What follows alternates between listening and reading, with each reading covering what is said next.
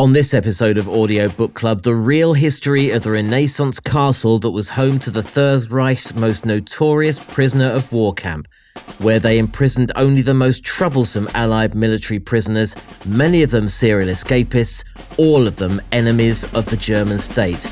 Welcome to Colditz.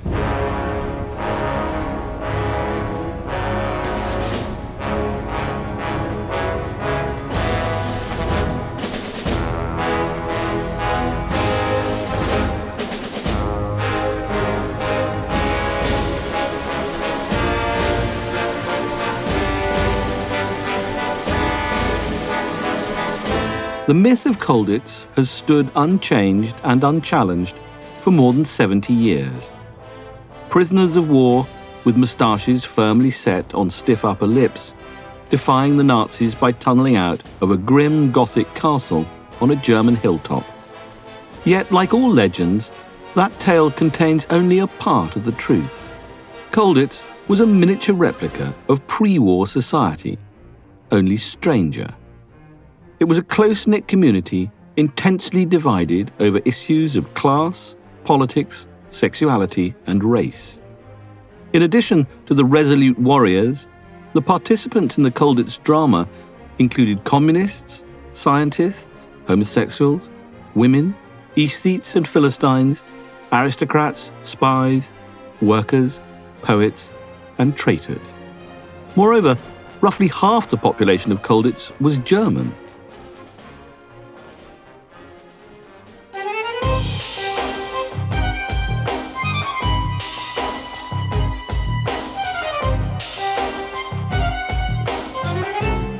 Hello, I'm Steve Phillips, and welcome to another episode of Audio Book Club, a podcast about audiobooks that always abides by the rules of the Geneva Convention.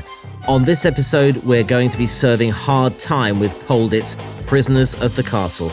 Joining me from the other side of the world, in the words of Katie Tunstall, it's Matt Layton in Adelaide, Australia. Hey, Matt. Hello, Steve. Why did you mention Katie Tunstall? That song, Other Side of the World, and that's where you are from me. Because, do you know what? Funnily enough, little name drop, clang. I'm involved in this music festival for International White Cane Day down here.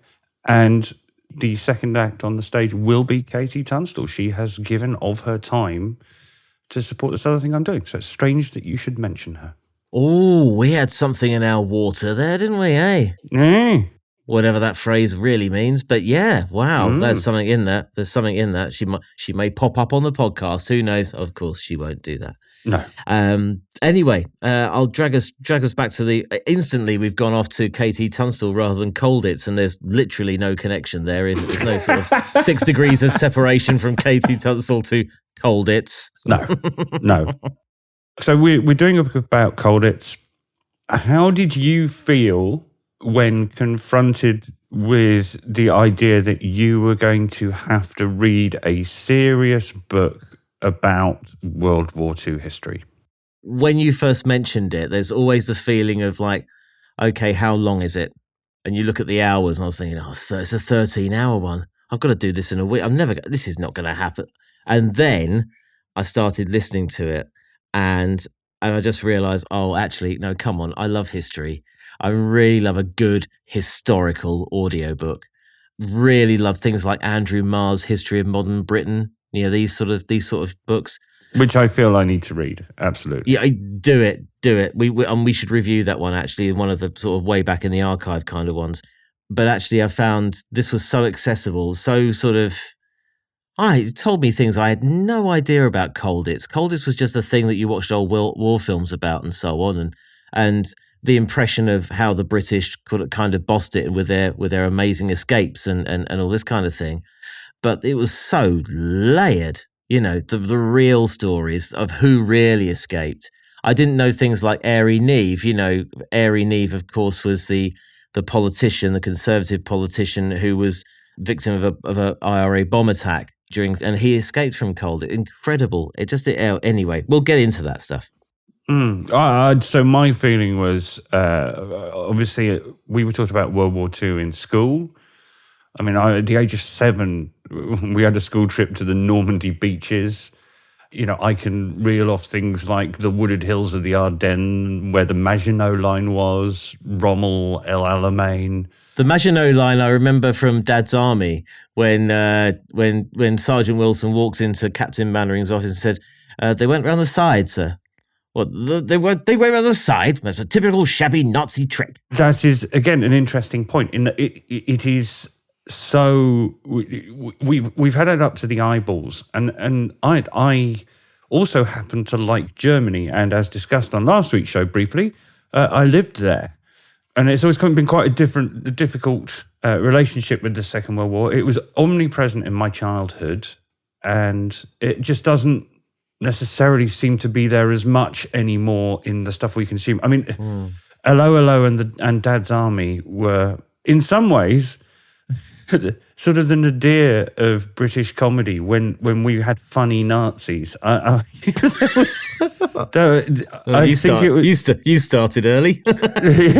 Funny Nazis, everyone. The idea of reading a World War II history book, I don't particularly like the type of people who read World War II history books. They tend to be bores. It's also a sort of a statement of middle age. And there's always the thing where you hear people who are enthusiastic about the subject basically trying to out-fact each other and out-rethink the strategy of each other. And I really wasn't up for it. But then, as you say, you start reading this book, which we took as a recommendation from the author of last week's book, who is, of course, Richard Osman. He's a fan of audiobooks and he said he enjoyed these, so we thought we'd give it a go. And I think the reason this is different is because we're not looking at arrows on maps. We're not looking at people pushing the models of fighter bombers around on a table. This book is about people, isn't it? Yeah, and conditions and circumstance and the hopelessness and how the human condition, actually, you put someone in a circumstance like that where there's no hope of escape and no idea. It's not like one line that really struck me was that these men were in a prison and they had no idea how long they would be in there for. There was no parole. There was no, you've been given this sentence. It's just, when liberation happens, or worse, if it didn't go well. Shall we take a step back, do our usual process of talking about the author, the topics, the subject matter of the book, and then the narration? Thank you, Matthew, for launching the process. All right, so Ben MacIntyre, an author I hadn't really encountered before. He is an author and he writes for the Times newspaper, the Times of London.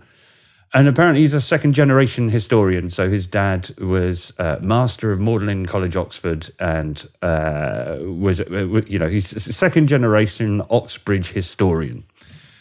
This book is about Colditz, and Colditz originally is a town, and then the castle on the hill, built many hundreds of years ago. Initially, the book goes into the history of it. It was owned by a man called Augustus the Strong at one point, who had many wives, many children, and indulged in the sport of fox tossing. I really wasn't expecting that line to come up. Okay, we're laughing at the Second World War, Steve. But yes, insert gap for Steve. Fox tossing. Well, I shouldn't be laughing at fox tossing either. That's horrible. No. That's horrible. Well, yes, at least they're not milking them. Oh, the Third Reich... I'm still getting over. I'm still in rehab over that one. In the Second World War, Colditz becomes the entity that we know, the myth, the legend of the prisoner of war camp. I think it's important at this point to go, obviously, when you say camp, Germany, World War II, there is an instinct to go towards a concentration camp. This isn't that. It's a prisoner of war camp where captured soldiers are sent. And to be honest, the conditions initially certainly aren't as bad as you might think. So it's a slightly subtler entity than a concentration camp, if that's a fair way of putting it. As mentioned in the introduction, the films that you and I grew up watching on BBC Two in black and white on a Saturday afternoon, or indeed at Christmas, would always have British airmen who'd been shot down with handlebar moustaches, having a secret committee and digging their way out, or moving the bed, digging a tunnel to get out of the camp, and escaping and trying to fool the German guards. Of course, you can't really tunnel your way out of a castle on top of a mountain, so it wasn't like that. And this book sets out to, as you heard in the clip at the beginning, to perhaps sort of bump that myth down a level or two. There are lots of stories of escape and remarkable daring do in this book, but it reminds us that there were Polish, Dutch, French, Jewish French, Yugoslavian, even Indian prisoners in the camp itself. So it's quite diverse. But the key to this book is that it focuses on individuals involved. And in fact, the first human being who is described to us is actually one of the prison guard sergeants. And he is a distinctive figure with handlebar moustaches and a very strict way about him. But then one of the British prisoners disguises himself as it, and we get this wonderful description of a British prisoner wearing a fake uniform and a ginger moustache made of the bristles of a shaving brush. Every evening, Sergeant Major Gustav Rothenberger carried out an inspection of the castle perimeter, checking the sentries were alert at their posts and hoping to catch one napping. Shortly before midnight, on a warm September night in 1943, the Sergeant Major appeared on the terrace as usual, accompanied by 2 soldiers with slung rifles. Rothenberger cut an unmistakable figure, battle-scarred, disciplined, and extravagantly hairy. The most distinctive thing about Rothenberger was his facial plumage, a spectacular moustache and mutton chop combination. The old soldier was immensely proud of his huge gingery whiskers. The British POWs called him Franz Josef, after the Austro-Hungarian emperor with the handlebar moustaches, but never, ever to his face. Rothenberger marched up smartly to the first guard on the terrace and barked, "There is an attempted escape on the west side. Report to the guardhouse immediately." The startled sentry saluted, clicked his heels, and took off. The officer dismissed the second guard, and then the third. "You're relieved early," snapped the mustachioed sergeant major. "Give me the key." Rothenberger appeared to be particularly irritable tonight, but appearances can be deceptive. A close inspection of Rothenberger's facial hair would have revealed that it was made from dismantled shaving brushes, coloured ginger grey with watercolour paints from the prison shop, and attached with glue. His uniform, like those of his escorts, was stitched with precision out of prison blankets and dyed the correct shade of German field grey. The iron cross on his breast was made from zinc, stripped off the castle roof and moulded into shape with a hot kitchen knife. His headgear had been fashioned out of a peaked RAF cap using felt and string. His pistol holder was cardboard, shined up with brown boot polish, from which poked a piece of wood painted to look like the butt of a 9mm Walter P38 pistol. The 2 soldiers in greatcoats carried dummy rifles with wooden barrels polished with pencil lead, bolts fashioned from bits of steel bedstead, and tin triggers formed from metal cutlery. The sergeant major was a replica Rothenberger. His name was Michael Sinclair, a 25-year-old British lieutenant who had already escaped twice from Colditz before being caught and brought back. I don't know if you enjoyed that moment, Steve. I did. Are this Michael Sinclair, is it? We're talking about here. I think it was Sinclair, wasn't it? Sinclair. In the opening chapter. But the whole idea, it was quite cinematic. Yeah. The way we met the characters. This wasn't, and then the generals moved their troops to this place there. It was, a human being with sweat on his forehead in a ridiculous disguise, hoping to get away with something. And that's how you get thrown into this book. And I think it's great. And yeah, Michael Sinclair is the obsessive serial escape artist. And history spoilers, don't know. Well, you read the book and find out about him. There are other British officers. There's the head of the escape committee, a guy called Pat Reed. Yeah, Pat Reed. Pat Reed. You talk about the cinematic introduction to these characters. Pat Reed. He just seemed like such a sort of a heroic kind of figure who didn't really care what he did, went to any lengths to kind of escape. Well, they're all real characters, aren't they? So the interesting one for me was the first name I recognised and went, oh, okay, I should pay attention here, was actually Douglas Bader. Yeah. Who, it's a name you vaguely know as a hero. I think in this book, Ben MacIntyre tries to, again, tear down the myth of him slightly. So he was a double amputee. He lost both of his legs, but he lost both of it, which sounds heroic. He lost both of his legs mucking about in an aeroplane. And yeah, it turns out he's quite an objectionable person. He's horrible. Yeah, absolutely horrible. He's horrible in this. So this guy who was held up as the Captain America of the United Kingdom turned out to be horrible. They also, so it was a camp for officers. Some of the officers are allowed to bring their orderlies with them. And Douglas Bader, horrible man, his orderly, Alex Ross, gets permission to go home.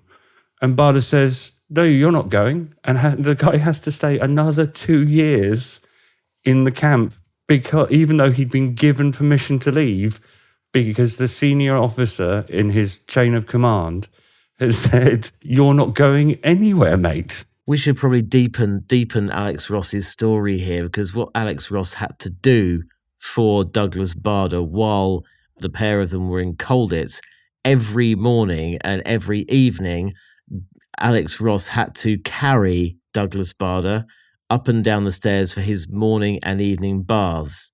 And he had to do it for another 2 years, all because, and I roughly quote from the book, because I can't remember the exact line. It's like, now look here, Ross, you're my lackey, and your bloody well stay here until we get liberated, until I get out of here. Yeah. And he said, well, you don't say. He said he couldn't say anything to it. He was just crestfallen. He didn't complain. It wasn't a done thing to do that. You just go, oh well, that's that then. So British. Yeah, it is so British.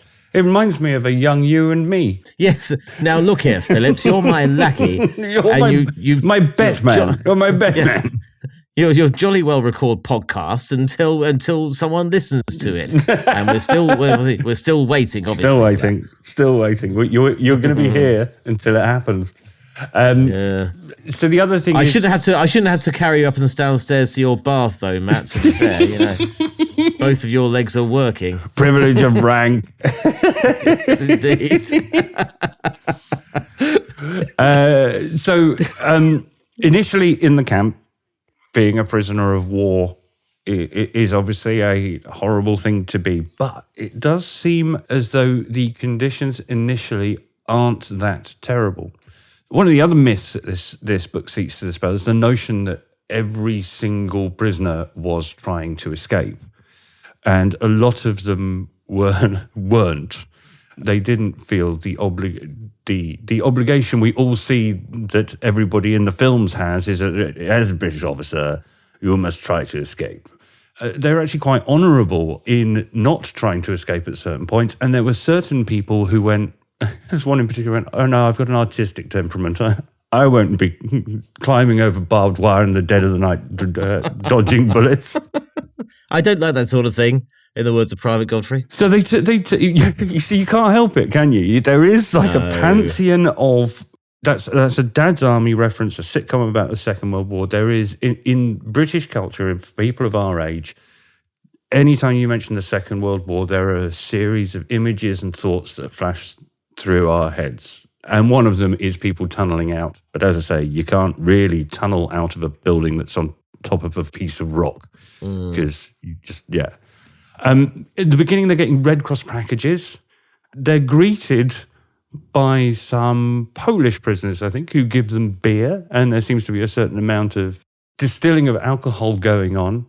It's interesting to, as you say, from what used to be a thing on the map and, the images of films of people moving beds and digging with spoons and getting rid of the spoil by walking around the exercise yard and releasing little bags in their trousers to let the sand out. This is what we think of when we think of Colditz, I think, isn't it, Steve? It is. To get the idea that they're all there, and actually the prisoners aren't the only people who were stuck there for an indefinite amount of time against their will.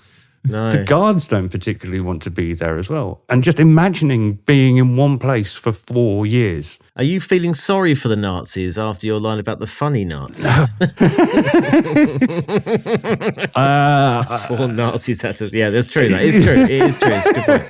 It's good. My pendulum feelings on Nazis. Yes, no. But again, you find yourself really brought home to me just how long 4 years is and all of the things that would happen. And as the book progresses, the conditions for the prisoners get worse until ultimately they're in danger. And again, this is a couple of days at the end of 4 years of being imprisoned in a castle. They basically become a political football between the SS, who want to kill them, the guards at the prisoner of war camp who are in fear for their own lives, and then the Americans and the Russians are coming over the hill, driving tanks and firing weapons at the castle. So, yeah, just the whole jolly hockey sticks, tunneling your way out thing, it certainly revealed a lot more depth to me. And I enjoyed every moment of it, I think, Steve. You touched on the tunnelling quite a lot here, and this is interesting, yes, there was a lot of the tunnelling going on. And what was incredibly heartrending, and actually was narrated quite matter-of-factly, or written quite matter-of-factly by Ben MacIntyre, was I think it was the French tunnellers.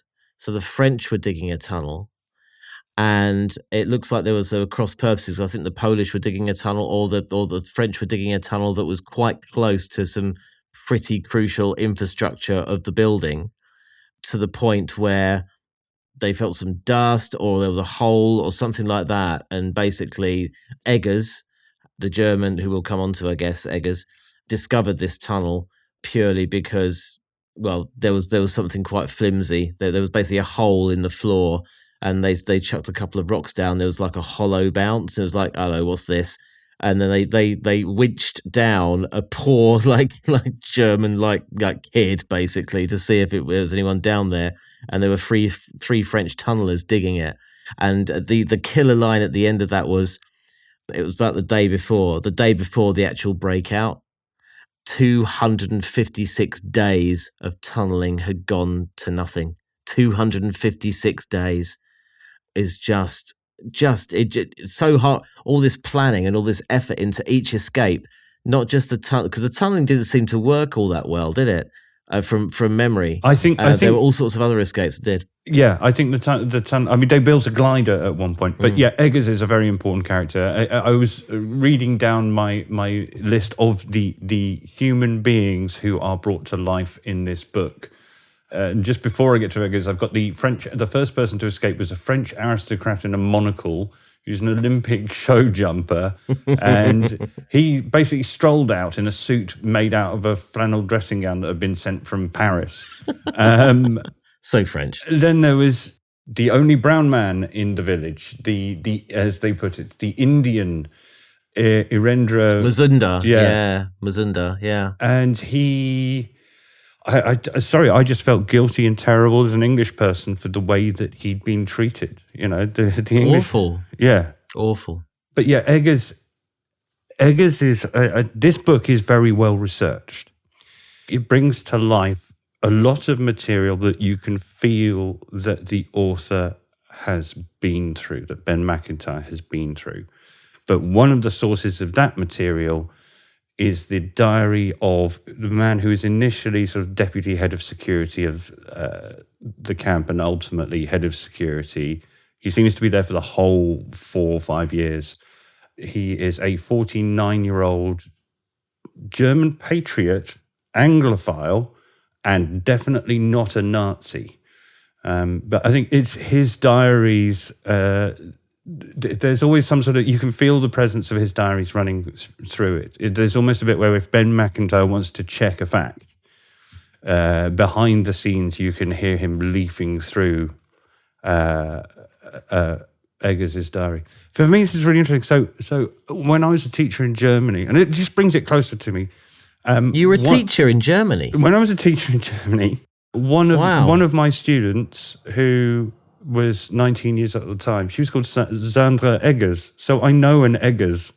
So it makes it, it humanized Eggers for me even more. That's really interesting. Yeah, that's interesting. And I was doing the same journey as you, trying to sort of put these kind of characters around, and Eggers seemed very affable. It was like there seemed to be, the way it happened, all these escape attempts, the amount of equipment, the amount of clothing, the amount of material they needed, it just felt like each of these cells was just basically tooled up to the nines, and the Germans couldn't find all this stuff. All these, like the glider. How do you hide a glider? How do you? I mean, and there is actually a documentary about trying to recreate the glider launch off the roof, and the way they have it, there's this wooden structure sitting, prouder than anything, a Belisha beacon, on top of this roof. This wooden, it's like you could see it from the village. How did no one see that? You know. So I couldn't quite get the amount of things involved. How they came. I know that they came by stuff through. There's a period when they realised they could start communicating with London through code, through coded letters and things, and also they had materials from Red Cross parcels and such and so forth. But I couldn't quite understand how these elaborate escape attempts, which were quite resource intensive, needing a lot of stuff. Where did they put that stuff, hide that stuff? How, all that soil from the tunneling? The answer where they hid their equipment was in little aluminium tubes that wrapped cigars. They would put maps and money in those and then ran them up their backside, Steve. That's actually the answer to that question. That's what I do on my morning commute, frankly. Keep it safe. The ingenious nature of all of the invisible inks and they didn't actually send anything in the Red Cross packages because they didn't want to jeopardize the Red Cross supplies. Of course, yeah. See, I've genuinely listened to this one and genuinely engaged in it, genuinely been fascinated. I've genuinely learnt stuff. Yeah. And as I say, to go back to what I said to initially, sometimes the people who are interested in World War II history turn me off the subject, but this book has certainly turned me onto it. Can I quickly do the narration and the performance? Of course. Or narration / performance. Ben MacIntyre, the author, reads the book. As I've said many times on this show, it's not always necessarily a good thing. Sometimes the publisher says to an author, we've hired a studio so you can read your audiobook and you get 13 hours of the most turgid reading ever. The author will tweet on the first day and go, my publishing company has hired me a studio so I can record my audiobook. And then day 3, you don't hear anything more from them and it becomes a grind. This book is very well read. Ben MacIntyre feels like a history presenter off the telly. Well, indeed, he has made documentaries. He's what a history buff should sound like. And that's good because he's second generation. The book is narrated competently, and I'm incredibly grateful that the author took the time to do it and put all that hard work in. And this definitely is a case where the author reading the book, I will be disappointed if the next one I read, he hasn't narrated it. Is that fair? Yeah, definitely. I mean, he was an excellent narrator, I thought. And actually, it was a classic case of it was like an autobiography, to be honest, because an autobiography has to be read by the person who it's about, in my view. And this felt very much like this had a lot of research, a lot of passion, a lot of care as well, sensitivity in the writing, in the words, that actually it felt only he could, as long as he's a good narrator, as long as he's a good storyteller, good voice, good performance. And he ticks all those boxes, really. And the advantage is he can put the emphasis where he believes everything was, because he wrote those words. And yeah, I thought he was an excellent narrator. The last sentence of the preface of the book, I'm glad we've established that. Now, the last sentence of the preface of the book, which I only got the second time I read it, is, what would you have done? How would you have been in Colditz, Steve?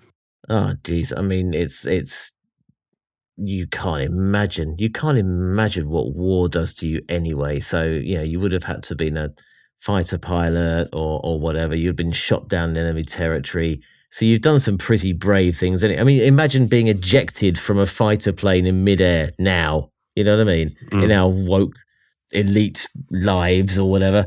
You can't imagine. You can't imagine when you're, we think of Uncle Albert and Only Fools and Horses and, during the war and all this sort of thing. And I remember listening to my granddad telling his war stories, and you can't fathom it. You can't fathom what it must be like to be in a war. And so suddenly it will change you. It will change what you're like. I can't tell you what I would be like. I hope I'd like to think I'd be braver. And that would actually you'd think you'd be in Colditz and think, actually, no, even just to break the monotony, because none of them got shot for trying to escape, did they, really? Initially, no. So again, there are, the statistics are interesting. There was a gentlemanly agreement to do it. Can I answer the question as well? I mean, yes, of course.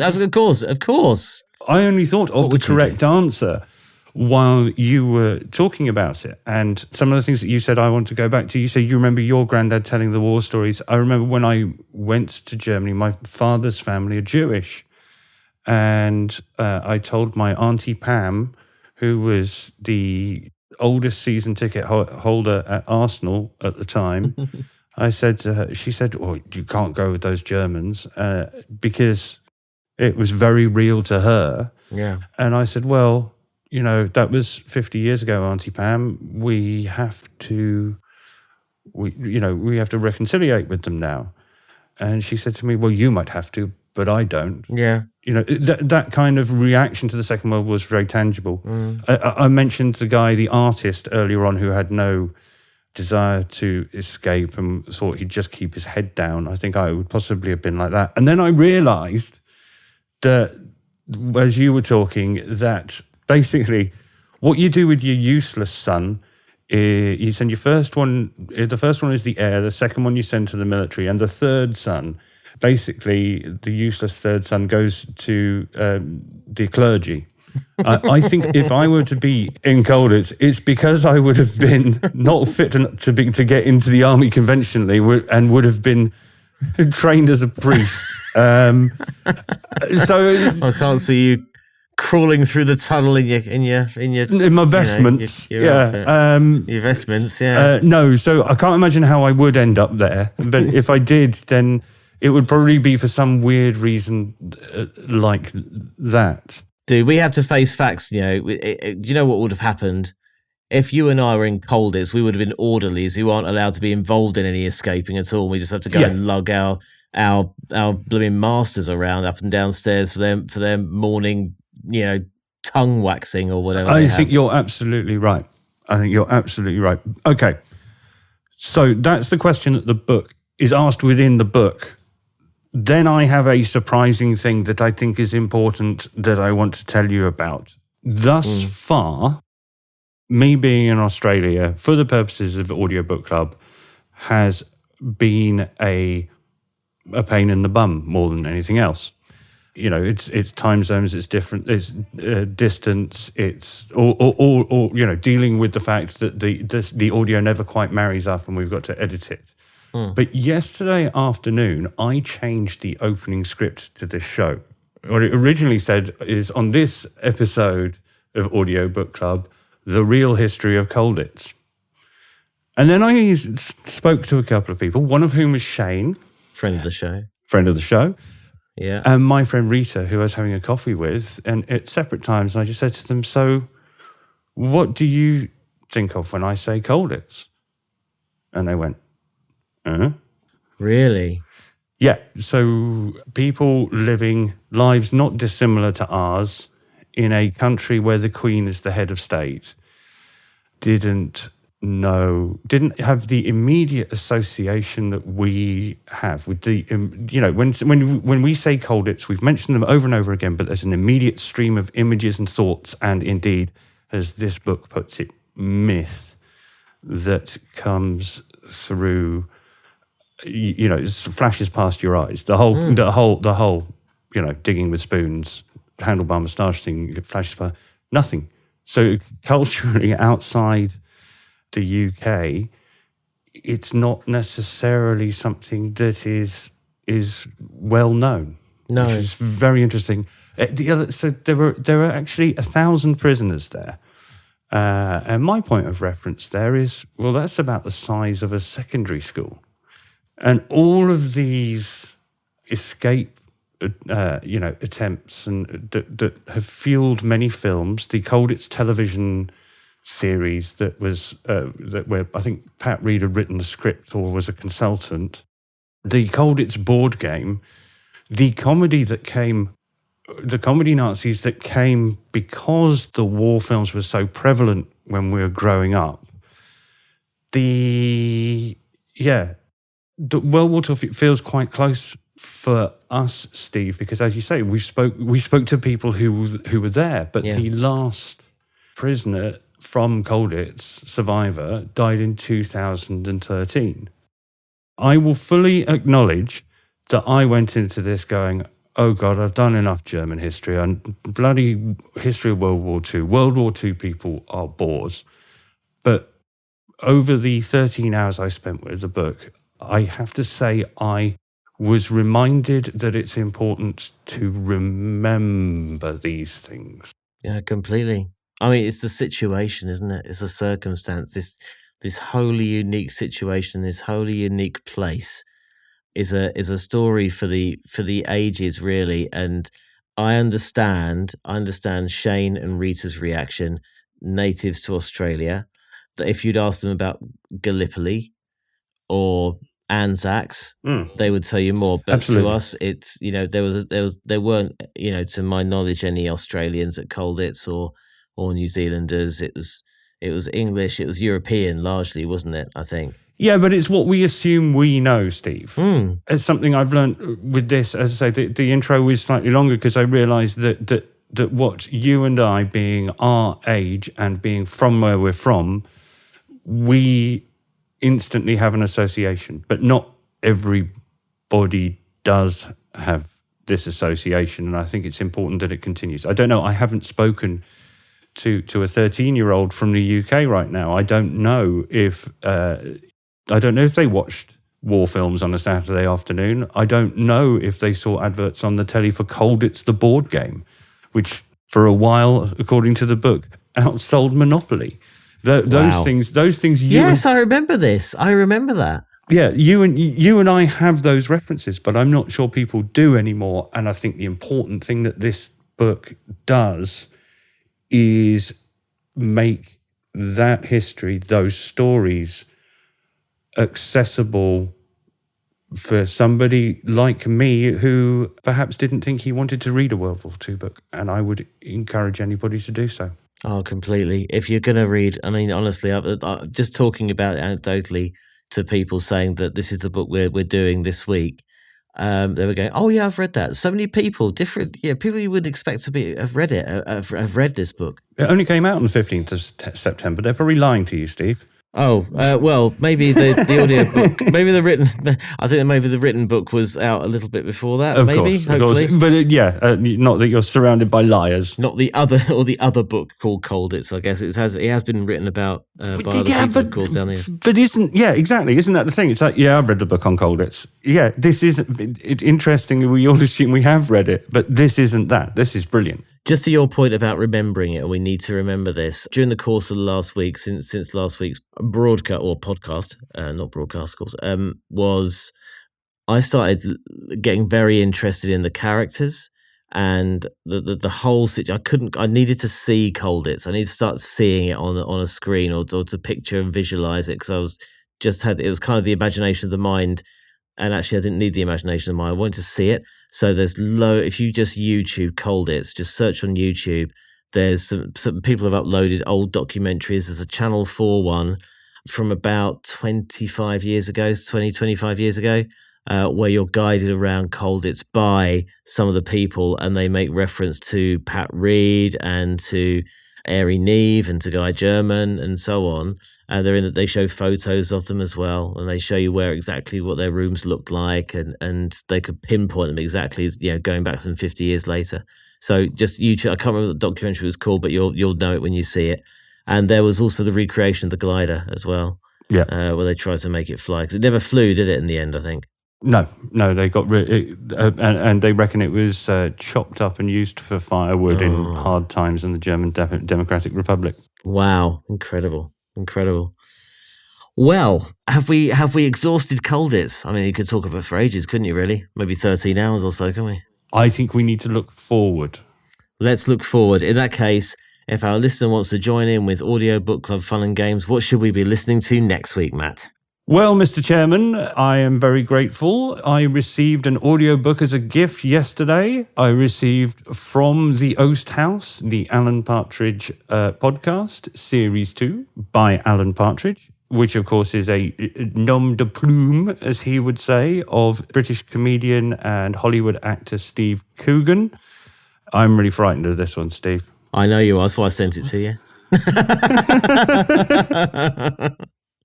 I think we should face our fear. I'm very glad that my daughter's generation have made the word cringe an adjective. Dad, you are totally cringe. I feel like it was almost made for me.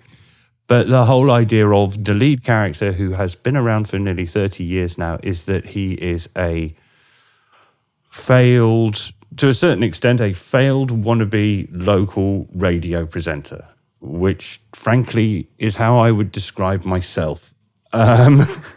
And he is embarrassing. And yes, I feel it's almost a documentary about my life. So I in the same way that I can't watch The Office, I have difficulty with Alan Partridge because it's too much like a biopic. So I am dreading it, and I'm sure it will make an entertaining episode of Audiobook Club. Definitely. I don't think you'll be disappointed, actually. I think your fears might be allayed. It's less of the radio.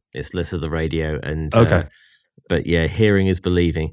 It's also about 4 hours long, this one, so it'll be a quick one. Be a quickie, this one. Okay, cool. Yeah. And I've got something else written down here, but you are excited about The Sandman 3, aren't you? So Neil Gaiman's The Sandman, produced by Audio Book Club former guest, I don't think he'd describe himself as a friend of our show, Dirk Maggs, the most legendary audiobook producer of all time. What a night! What an amazing guy, though. What a nice man to give up all that time for us to talk to us and go through.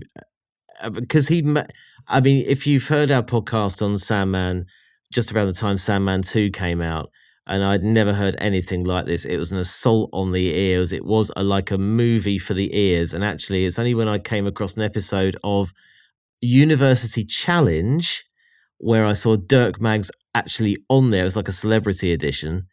And this was before I said those words. He actually said the same thing during his introduction on University Challenge. And so, yeah, if you haven't heard Sandman, obviously it's been out on Netflix. It's a major success on Netflix. But the audio version of Neil Gaiman's comic is just stunning. Sandman 1 and 2, if you've not done it yet. Sandman 3, as we record, dropped yesterday with a sort of a teasy post from Neil Gaiman. And it's got names all the way through it. James McAvoy, Jeffrey Wright, I think's in there. Miriam Margolyes plays Desire. All really good stuff. Despair, sorry. And before you do that, you should listen to our interview. In fact, there's a video of it on our website, audiobookclub.net, our interview with Dirk Maggs, the most legendary, the best audio book producer in the world. Yeah, Totally. And actually, it was a good lesson for us because a lesson for us to tell our guests that we're going to put it on video before they join as well. Because he was like, "Are we filming this? Are we? Oh, right, okay." He was very nice about it. Okay, right then. So that's Sandman 3. Is there anything else before we wrap up? This is like quite a long goodbye, this, doesn't it? Yeah, no, I think we should have gone 10 minutes ago, but yeah. Yeah, we should have gone. Okay, that was Colditz, Prisoners of the Castle, narrated and written by Ben MacIntyre. Comes in at 13 hours and 25 minutes. It's the unabridged audiobook. It was released only a few weeks ago on the 15th September and is released by Penguin Audio. That's Audio Book Club for this week. Don't forget, get in touch with us anytime. Recommend something for us as well. We want to go left field. We did No Effects the other week, and that was, well, it changed my life, certainly. So if you've got anything you'd like us to recommend, any audiobook that you've been listening to, you absolutely love, just let us know. Its hashtag is Audio Book Club. Our Twitter account is Audiobook Show. Just search for Audiobook Club on Facebook as well. We're on there. Drop us a message, and we will listen to what you suggest. In the meantime, we'll see you next week. Cheers, Matt. Thank you, Steve.